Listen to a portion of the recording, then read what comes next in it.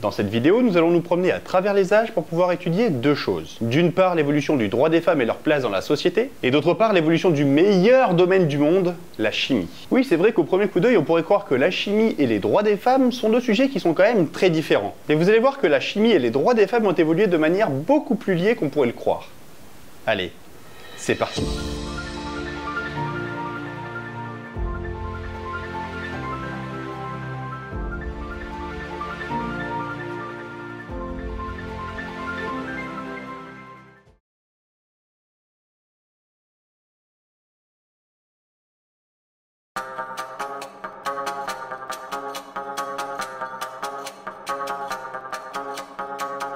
Commençons notre histoire il y a plus de 3000 ans en Mésopotamie. De manière générale, les femmes ont quasiment les mêmes droits que les hommes. Droit d'acheter ou de vendre des terres, droit de vivre seul, droit de divorcer, droit de posséder des entreprises. Elles avaient même le droit d'accéder à des postes très élevés. Il y avait des grandes prêtresses, des scribes, des femmes médecins. Sur le plan de la société, en Mésopotamie, la femme est l'égale de l'homme. Le travail est équitablement réparti, les droits sont bien partagés, bref, le top de l'égalité sociale. Et en se déplaçant un peu plus vers l'ouest, l'Égypte antique n'est pas en reste côté égalité homme-femme. Tout le monde connaît de grandes reines, Néfertiti, Cléopâtre, Hatshepsut, mais il y avait aussi de grandes prêtresses, des femmes médecins. Les femmes pouvaient donc exercer de très hautes fonctions dans la société égyptienne. Et même dans les sphères les plus basses, le travail était équitablement réparti. Les travaux physiques étaient majoritairement exercés par des hommes, et les travaux intellectuels et manuels plutôt exercés par les femmes. Mais cette séparation des travaux n'était pas une histoire de sexisme, c'était plutôt logique. Les hommes étant plus forts physiquement que les femmes, ils allaient pouvoir exercer des travaux physiques, ce qui laissait ainsi plus de place aux femmes dans les autres métiers. Bref, il semblerait bien qu'à l'époque pré-antique, les femmes avaient autant de droits que les hommes. Mais qu'en est-il de la chimie? À cette époque, la chimie en est à ses balbutiements. Ce sont les débuts de l'extraction végétale avec la préparation des onguents pour les applications médicales, des huiles pour les rituels religieux ou les préparations culinaires. On peut notamment citer la fameuse Taputi, la première chimiste de la Mésopotamie. En tout cas, la première dont on a une trace gravée sur une tablette trouvée dans les ruines de la ville d'Assur, ancienne capitale de l'Assyrie. On a fait d'ailleurs récemment une petite vidéo dans laquelle on parle de la fameuse Taputi, mais je voudrais ici ajouter un petit truc. Le nom complet de Taputi est Taputi Belet Ekalim, ce qui signifie littéralement Taputi, l'assistante de la Dame des Palais. Et si vous n'êtes pas spécialiste de la Mésopotamie, la Dame des Palais désigne la déesse protectrice des palais, une sorte d'Isis, Héra ou Junon, mais associée spécifiquement aux demeures royales. En bref, Taputi était littéralement l'assistante de la déesse des foyers royaux. J'avoue, ça pète comme titre. Le morceau de pierre gravée nous en apprend aussi énormément sur les méthodes d'extraction employées par Taputi et les autres parfumeuses pour préparer leurs onguents odorants. Et oui, je dis parfumeuses parce qu'à l'époque, tous les métiers de la parfumerie étaient occupés par des femmes. Dans la tablette donc, plusieurs recettes décrivent de simples méthodes de macération de plantes dans des huiles et de l'eau. Elle décrit les conditions idéales d'extraction, à quelle température chauffer pour ne pas dégrader les plantes, quel liquide utiliser pour extraire au mieux, quelle partie de la plante utiliser. Bref, c'est un véritable cahier de laboratoire qui nous apprend comment on faisait une extraction à l'époque mésopotamienne. Mais il y a mieux que ça. Le liquide dans lequel les plantes macéraient était parfois chauffé jusqu'à ce que l'eau bout. Les vapeurs étaient alors récupérées dans un récipient et le liquide ultra propre récupéré pouvait être utilisé dans des onguents. Oui, la première trace écrite de distillation date de 1000 ans avant notre ère. 1500 ans avant l'essor des premières distilleries européennes. Non mais vous vous rendez compte? 1500 ans d'avance! C'est comme si on avait retrouvé un écrit de 482 qui disait « Clovis sera couronné roi de France ce jeudi. Tous les sujets du royaume recevront un SMS sur leur téléphone portable pour assister à l'adoubement XOXO. » Cette tablette mésopotamienne est vraiment une découverte archéologique incroyable. Restons à cette époque et faisons un petit tour par la chimie en Égypte. On commence à voir l'essor de la cosmétique, de la brasserie ou de la parfumerie, dont les produits étaient vendus autant aux membres de la famille royale qu'aux simples paysans. Et la plupart des métiers de ce domaine étaient occupés par des femmes, que ce soit pour la fabrication ou même la direction des établissements. Encore un bon point pour cette époque. Bon, pour celles et ceux qui ne suivaient pas jusque-là ou qui n'ont pas tout compris, petit résumé. À l'époque pré-antique, en Mésopotamie ou en Égypte, les femmes avaient autant de droits que les hommes et avaient autant de chances de trouver un travail dans tous les domaines que les hommes. Bref, il semblerait que tout va bien dans le meilleur des mondes. Puis arrive l'Antiquité.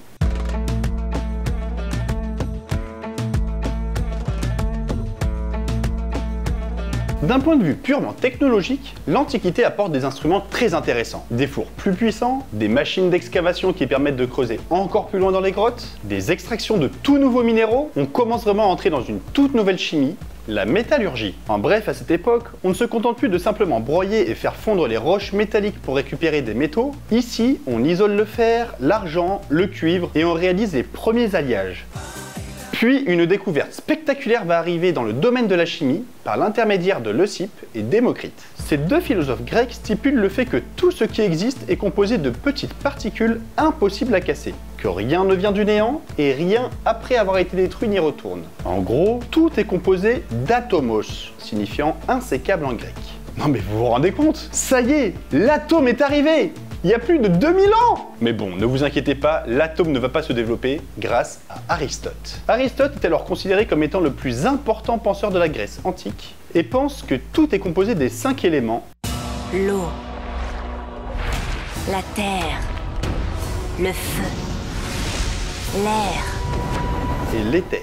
Bon, pour vous la faire courte, la chimie aurait pu faire un immense bond en avant pendant l'Antiquité, mais elle se contenta de faire un simple petit pas. 3 pas en avant, 2 pas en arrière. Et en parlant de 2 pas en arrière, dès leur naissance, les femmes grecques étaient sous la tutelle de leur père jusqu'à leur mariage, où elles passaient sous la tutelle de leur mari. Elles restaient principalement dans la sphère domestique, même si certaines femmes pouvaient trouver une petite place dans la société, en prenant part au culte religieux. On connaît par exemple tous la Pythie, cette fameuse prêtresse d'Apollon au temple de Delphes, mais à part ces quelques rares cas, les femmes ont beaucoup de mal à trouver leur place dans la société et très peu trouvent du travail. Bon, la chimie avance très lentement, la condition de la femme recule, c'est vraiment pas une belle période pour ces deux domaines. Citons tout de même le cas particulier de Maria Prophetissa, une alchimiste du IIIe siècle qui rédigea un ouvrage décrivant des instruments employés à l'époque, conseillant d'utiliser des récipients en verre pour voir les produits manipulés. Parmi les instruments remarquables, notons le tribikos, un récipient à fond rond possédant 3 cols et ressemblant au ballon tricol d'aujourd'hui, ou encore le kérokatis, une sorte d'alambic fermé qui inspirera le chimiste Franz von Soxhlet 1600 ans plus tard pour confectionner l'instrument qui porte son nom. On attribue aussi parfois à Marie l'invention d'une méthode de chauffe consistant à placer un bol dans une casserole d'eau bouillante pour faire chauffer une substance à température constante. L'invention de Maria Prophetissa prit donc le nom de bain-marie. Qu'on soit bien d'accord, le fait de mettre un bol dans un récipient d'eau bouillante pour pouvoir faire chauffer un truc dans le bol, ça peut paraître simple comme ça au premier abord. Mais en même temps, utiliser la propriété que l'eau bout à une température parfaitement constante pour pouvoir chauffer avec contrôle ce qu'il y a dans le bol, c'est quand même sacrément bien comprendre une des bases de la thermodynamique, une branche de la physique-chimie qui connaîtra ses prémices presque 1000 ans plus tard. Le cahier de Maria Prophetissa est donc une véritable preuve de l'évolution des instruments d'alchimie au IIIe siècle. Encore un beau morceau d'archéologie. Bon, en bref, pendant l'Antiquité, l'égalité entre les hommes et les femmes, c'est pas vraiment ça. Presque aucun métier n'est accordé aux femmes, même dans les domaines scientifiques. Mais bon, ça ira mieux après. Y'a quoi après? Le quoi?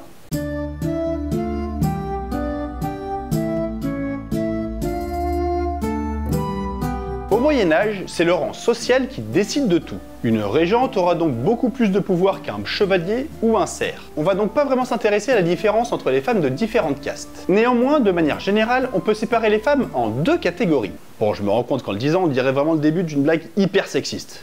Je vais reformuler. À cette époque du Moyen-Âge, il faut distinguer les femmes mariées des femmes célibataires. Commençons par ces deuxièmes car leur cas est plus facile à étudier. Le fait d'être célibataire est très mal perçu pour une femme du Moyen-Âge. Si une femme à cette époque est célibataire, c'est qu'en gros sa famille est trop pauvre pour apporter une dot suffisante à un mari ou qu'elle n'est pas considérée comme mariable. Elle est donc rejetée par la société et se retrouve à mendier, à se prostituer ou, dans les meilleurs cas, à trouver refuge dans un monastère où elles passeront leur vie à lire, filer et tisser. En bref, voilà pour les célibataires. Concernant les femmes mariées, leur fonction dépendra de leur rang social. Les paysannes par exemple s'occuperont des champs, de l'élevage, de la production de pain ou de bière. Bon oui, elles travaillent, mais elles restent avant tout sous la tutelle de leur mari. Mari qui s'occupera d'ailleurs de tout ce qui est gestion du domaine familial et du commerce. En gros, c'est les femmes au travail manuel et les hommes au travail financier. En montant un peu dans le rang social, les femmes de moyenne condition pouvaient être présentes dans l'artisanat, comme la production de vêtements ou la métallurgie, étant considérées comme des main-d'œuvre à bas prix. Mais encore une fois, elles ne dirigent jamais ces entreprises. Et même pire que ça, petite parenthèse, mais à la fin du Moyen-Âge, il y a même une loi qui va carrément interdire aux femmes de pratiquer l'artisanat. Leur main-d'œuvre étant considérée comme trop peu chère et donc du coup comme de la concurrence déloyale pour les hommes. Enfin, concernant les femmes de bonne famille, leur destin est plus facile à déterminer. Elles se marient avec un bon parti et restent en tant que femmes au foyer et dirigeantes du domaine familial. Elles n'exercent pas ou quasiment pas de métier à proprement parler, et même les femmes issues de la famille royale, au mieux du mieux, elles deviennent reines consorts, donc ne dirigent rien du tout, à part leur domicile. Bref, voilà pour les métiers et la place des femmes au Moyen-Âge. Elles peuvent donc un petit peu travailler, mais restent tout de même sous la tutelle de leur mari. En gros, ça reste quand même moins pire que dans l'Antiquité. Et concernant les métiers scientifiques alors, à partir du XIe siècle, les femmes commencent à exercer des métiers scientifiques, notamment dans les couvents. On peut par exemple citer l'abbesse Hildegarde de Bingen ou encore Hérade de Landsberg qui rédigeront quelques ouvrages scientifiques brassant de la botanique, de l'histoire naturelle ou même de la médecine. Citons aussi le cas particulier de l'Italie qui était un pays beaucoup plus ouvert sur le droit des femmes à pratiquer un métier scientifique. Bon nombre de femmes médecins ont ainsi traversé les âges, comme par exemple la fameuse Trotula de Salerne, une médecin qui enseignait à des femmes de l'aristocratie italienne et qui rédigea des textes d'influence sur la gynécologie ou l'obstétrique, des sciences peu étudiées à l'époque. Au Moyen-Âge, de manière générale, les métiers de la chimie évoluent. Il y a par exemple les fameux alchimistes qui existent officiellement depuis l'Antiquité, mais qui connaîtront un véritable essor pendant le Moyen-Âge. Les alchimistes jouent sur des assemblages de métaux et essayent de découvrir la pierre philosophale, une sorte de caillou qui permettrait de transformer le plomb en or. Mais un autre métier scientifique va véritablement apparaître au Moyen-Âge. Un métier utilisant des techniques aussi avancées que la formulation, le dosage ou l'extraction d'espèces végétales et animales précises. Un métier à la frontière entre la chimie et la médecine. Ce métier est le métier d'apothicaire. L'apothicaire est l'ancêtre du pharmacien, une personne en charge de la fabrication et de la distribution de médicaments, mais aussi de l'étude des plantes de manière générale. Et si on devait retenir que certains, deux apothicaires marquèrent leur temps. Tout d'abord, Antoine-Augustin Parmentier, notamment connu pour son travail sur la pomme de terre. À la fin du XVIIIe siècle, des famines se succèdent en France, décimant la population. Antoine Parmentier établit que la pomme de terre est riche en amidon nutritif et qu'elle pourrait permettre de limiter les disettes. Les pommes de terre sont donc cultivées et les famines repoussées. Mais Parmentier, ce n'est pas que la pomme de terre. Déjà, il faut savoir qu'Antoine Parmentier ne vit pas seul. Il partage son appartement avec sa sœur Marie-Suzanne, qui a à charge de tenir la maison, d'assurer le secrétariat et surtout de participer aux recherches. Les deux Parmentier étudient les bienfaits nutritifs de très nombreuses plantes, et notamment la betterave, permettant ainsi l'essor des premières raffineries de sucre en France. Ils s'intéressent aussi au maïs, au seigle, à la conservation de la viande, un véritable duo de chimistes alimentaires. La seconde apothicaire à marquer son temps n'est pas une personne, mais un regroupement de personnes. À l'abord des grandes villes, des médecins se réunissent dans les hôtels-dieux, de grands bâtiments pour soigner les patients.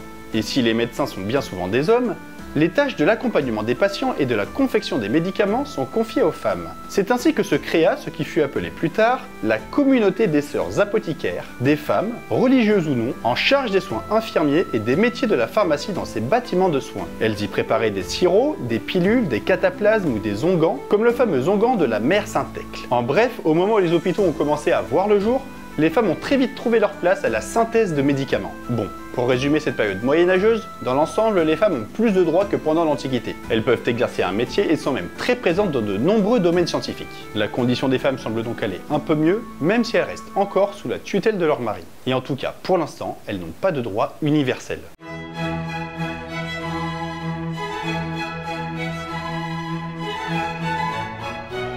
À la fin du XVIIIe siècle, la condition des femmes reste presque inchangée par rapport au Moyen-Âge. Sous la tutelle de leur mari, elles peuvent exercer quelques métiers manuels ou scientifiques. Et mis à part dans leur domicile familial, les femmes ne peuvent pas prendre d'initiative, ni diriger de groupes de personnes. Néanmoins, à cette époque, commencent à apparaître des femmes différentes des autres. Des femmes peut-être un peu plus intelligentes, mais surtout beaucoup plus entreprenantes. Certaines d'entre elles commencent même à organiser des réunions de personnes pour pouvoir discuter de très nombreux sujets. C'est ainsi que se créèrent des salons littéraires comme celui de Madame Lambert ou celui de Madame Geoffrin, qui virent passer des célébrités telles que Montesquieu, Marivaux, et où les textes non conformistes de Voltaire ou d'autres auteurs du siècle des Lumières étaient lus. Et dans la même veine, un autre type de salon commence à voir le jour à la fin du XVIIIe siècle, les salons scientifiques.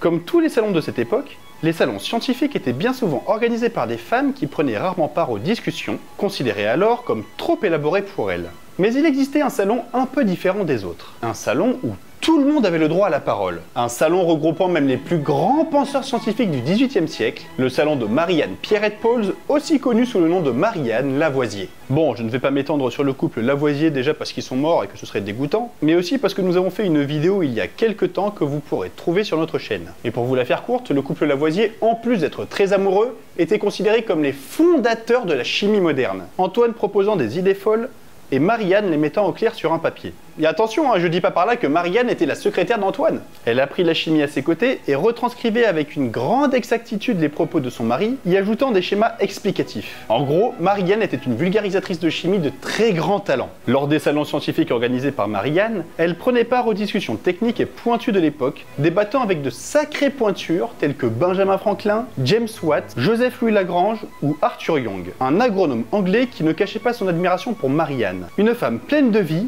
de sens, de savoir, qui avait préparé un déjeuner anglais avec du thé et du café. Mais sa conversation sur l'essai sur le phlogistique de Monsieur Kirwan, qu'elle était en train de traduire de l'anglais, et sur d'autres sujets qu'une femme d'intelligence qui travaille avec son mari dans son laboratoire a l'art d'agrémenter, est encore le meilleur repas. Eh ben, heureusement qu'il s'est pas arrêté à la première phrase. Ceci dit, je suis en train de parler de Marianne comme si c'était une exception, ou comme si le fait d'être la femme d'Antoine aurait pu l'aider. Bon, ça peut-être. Disons que l'influence d'Antoine lui a ouvert les portes de la science beaucoup plus facilement. Néanmoins, à cette époque, il devenait de plus en plus commun de voir des femmes parler de science avec des hommes. On a aussi l'exemple de Claudine Picardet, une traductrice du XVIIIe siècle qui retranscrivit en français l'ouvrage allemand Mémoire de chimie de Carl Wilhelm Scheele. Claudine était d'ailleurs extrêmement instruite sur de nombreux sujets et traduisit des ouvrages de sciences très disparates tels que la géologie, l'astronomie, la physique.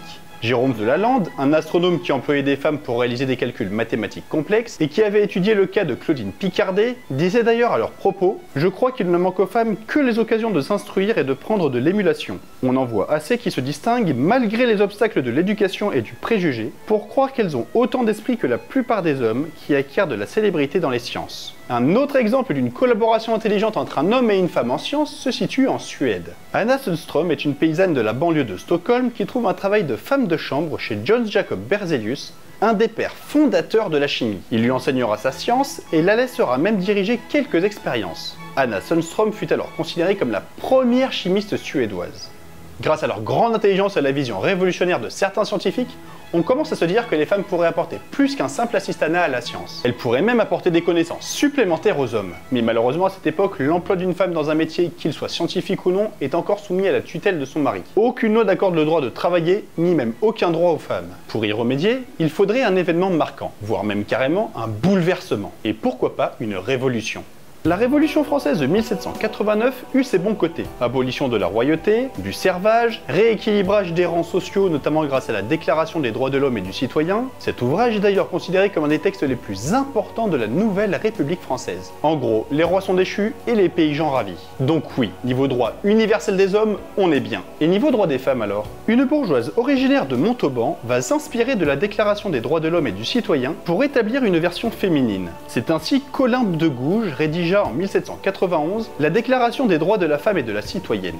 Oui bon, on pourrait croire au premier coup d'œil qu'elle s'est pas foulée pour le titre, mais cet ouvrage d'Olympe de Gouges est une véritable révolution pour l'époque. Dans cette déclaration, Olympe revendique pour les femmes le droit de vote, l'égalité aux emplois, le droit à la propriété privée, la liberté d'opinion, l'union libre. Une déclaration qui, vous vous en doutez, fut largement acceptée à cette époque et la femme devint parfaitement l'égale de l'homme. Quoi, vous avez pas entendu mon ton sarcastique? Donc non, comme vous l'avez compris, non seulement le texte fut rejeté, mais la suite des événements fut tout autant terrible. Autant pour le droit des femmes que pour la science. Parmi ces combats, Olympe de Gouges prend parti contre l'excès de violence des révolutionnaires et finit guillotiné en 1793.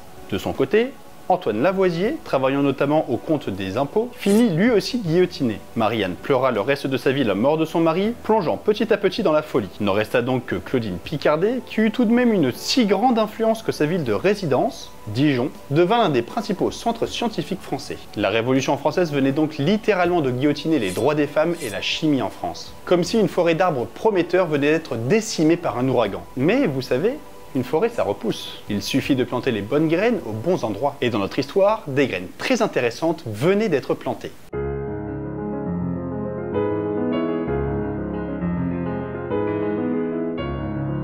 Les 19 et 20e siècles marquèrent un véritable essor tant pour la chimie que pour les droits des femmes. Après les premiers jalons concrets de la chimie moderne posés par les Lavoisier, arrive sans aucun doute le deuxième chimiste le plus important de l'histoire, John Dalton. Et je dis ça alors que c'est un anglais, c'est dire! John Dalton est un mathématicien et physicien anglais du 19e siècle qui s'intéresse de près au gaz. Et sans rentrer dans le détail, Dalton va émettre l'hypothèse que toute la matière est composée de petites particules de masses différentes qui peuvent se combiner et se recombiner. Entre les expériences des Lavoisier sur les réactions chimiques, et celle de Dalton prouvant l'existence des atomes, la chimie moderne est réellement lancée. Et comme vous pouvez vous en douter, le 19e siècle sera hyper riche en découvertes chimiques. La naissance de la chimie organique expliquant de ce fait que même les êtres vivants ne sont que des tas d'atomes, le calcul des poids atomiques, la théorie d'Avogadro qui permettra de ramener les calculs menés sur les atomes à notre échelle, inventant par là même la notion de mol, ou même le fameux classement des éléments par Dimitri Ivanovitch Mendeleïev.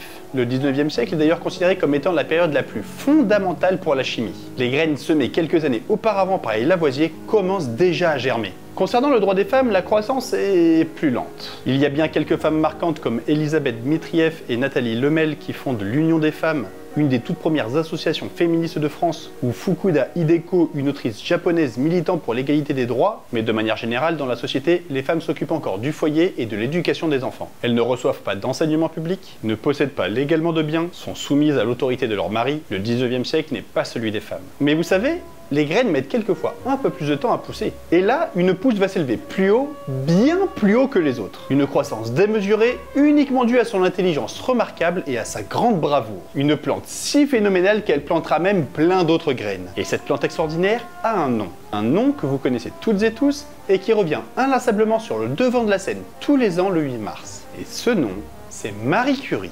Bon, passons vite sur la vie de Marie Curie. On en a déjà fait une vidéo il y a 2 ans dans laquelle on détaille son histoire. Là, dans cette vidéo, je voudrais surtout parler de l'impact qu'elle a eu sur le droit des femmes dans la science et même de manière plus générale dans la société. Marie est née en Pologne et arrive en France en 1891. Elle y étudie la physique et rencontre son futur mari Pierre Curie à l'école municipale de physique et de chimie industrielle. La dernière fois que je l'ai vue en novembre, elle était surtout en travaux, mais si vous la cherchez, elle est juste là, pas très loin du Panthéon. Bref, Marie et Pierre travaillent ensemble et découvrent de nouveaux éléments pouvant émettre naturellement des rayonnements très puissants. Pour leur découverte sur la radioactivité, ils recevront le prix Nobel de physique en 1903. Ce prix Nobel mit en lumière le couple Curie qui devient très rapidement un modèle pour tout le monde. Non mais rendez-vous compte, pour la toute première fois de l'histoire, une femme reçoit un prix Nobel, qui plus est dans un domaine scientifique qui était alors l'apanage des hommes. Et là, quand on la voit assise au congrès de Solvay en 1927, aux côtés de tous les plus grands scientifiques de son époque, on peut enfin se dire, après des siècles de combats acharnés, qu'une femme peut se tenir intellectuellement au même niveau que les plus intelligents des hommes. Et même encore mieux que ça, Marie était un cran au-dessus.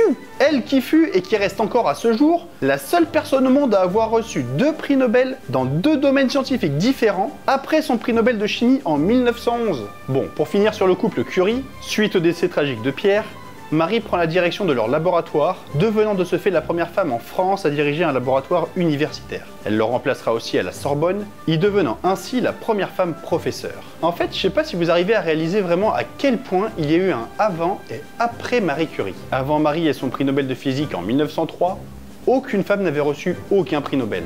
Après Marie, 63 autres femmes reçurent un prix Nobel jusqu'à aujourd'hui. Et on n'a pas dû attendre du genre 40 ans pour qu'une autre femme reçoive un prix Nobel après Marie. Marie reçoit le prix Nobel de physique en 1903, l'Autrichienne Bertha von Suttner reçoit le prix Nobel de la paix en 1905, la Suédoise Selma Lagerlöf reçoit le prix Nobel de littérature en 1909, et même quand on regarde la répartition des femmes lauréates du Nobel jusqu'en 2013, on voit bien que récemment, de plus en plus de femmes reçoivent cette prestigieuse distinction. Avant Marie et son poste de professeur à la Sorbonne, les femmes ne pouvaient enseigner qu'à des classes d'enfants dans des écoles primaires, très rarement dans le secondaire et encore moins dans les matières scientifiques. Elles pouvaient donc avoir un rôle d'enseignement mais surtout d'éducation. On vit alors apparaître des Irène Curie, Pauline Ramart ou encore Nathalie Demassieux qui devinrent professeurs à la Sorbonne, voire maîtresses de conférences en chimie. 3 femmes d'ailleurs très engagées politiquement pour le droit des femmes. Aujourd'hui, 40% des enseignants-chercheurs sont des femmes. Avant que Marie ait son poste de directrice de laboratoire, les femmes travaillaient peu dans la science, ce domaine étant jugé trop difficile intellectuellement. Elles pouvaient avoir des postes d'assistante ou de laborantine, préparant du matériel et des mélanges que leur demandait leur chef masculin. Aujourd'hui au CNRS, on compte 30,6% de directrices de recherche. Vous l'aurez compris, par son rôle de pionnière, Marie Curie devint un véritable exemple. L'exemple même que les hommes et les femmes peuvent être considérés d'égal à égal.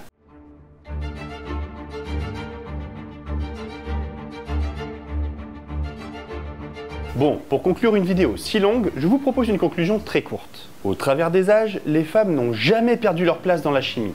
En travaillant dans tous les domaines, qu'ils soient d'ailleurs scientifiques ou non, les femmes n'ont pas non plus créé un vrai déséquilibre dans la société.